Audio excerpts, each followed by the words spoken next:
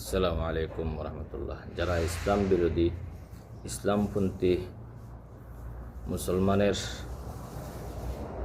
নেতৃত্বদেরকে যারা দ্বীনের তালিম দেন, তাদের বিরুদ্ধে অবস্থান নেওয়া এর সময় লতিফ সিদ্দিকী এবং টাকলা মুরাদ দুইজনের অবস্থা বর্তমানে কোথায়? একটু চিন্তা করবেন, ভাববেন যে বারবার যারা আলেমদেরকে কটূক্তি করে বক্তব্য দিচ্ছেন, আর বিশেষ করে আমাদের সিলেটের মানুষ এই আশা করে নাই বিএনপির লিডার মালিক সাহেব যে বক্তব্যগুলো দিয়েছেন, এই সিলেটের ধর্মপ্রাণ মানুষ ইসলামকে যারা ধারণ করে এবং সম্মান করে চলে, মেনে চলার চেষ্টা করে, তাদের হৃদয়ে আঘাত দিয়ে উনি বক্তব্য দিয়েছেন। ওনার যে কথাগুলো বলছেন এগুলা সিলেটবাসী আশা করে নাই। তো গরপুরি হুজুর ওনাকে দেখি নাই, তবে এই ছোটোবেলা থেকে শুনছি গরপুরের অনেক বড় একজন আলিম, আর বর্তমান সময়ও অনেক সময় ওনার ইলমের যে ভান্ডার ছিল, উনি একজন বড় আলিম ছিলেন এবং আমলদার মানুষ ছিলেন।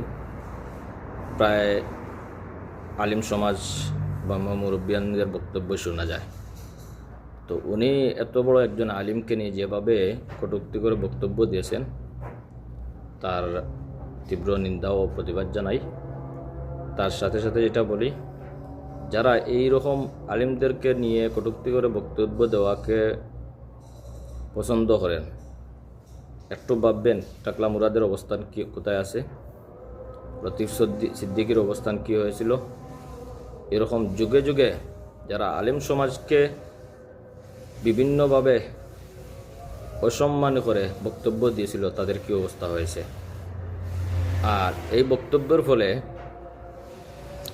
আজকে সোশ্যাল মিডিয়ায় ঢোকা মাত্রই শুধুমাত্র একজন আলিমের পিকচারটা দেখা যাচ্ছে। তো যে একটা বক্তব্য দিয়ে আপনি কটূক্তি ছোটো করতে চাইছিলেন, কিন্তু দেশের মানুষের হৃদয়ে ওনার স্থান আরও গভীরভাবে ওনার স্থান হয়ে গেছে।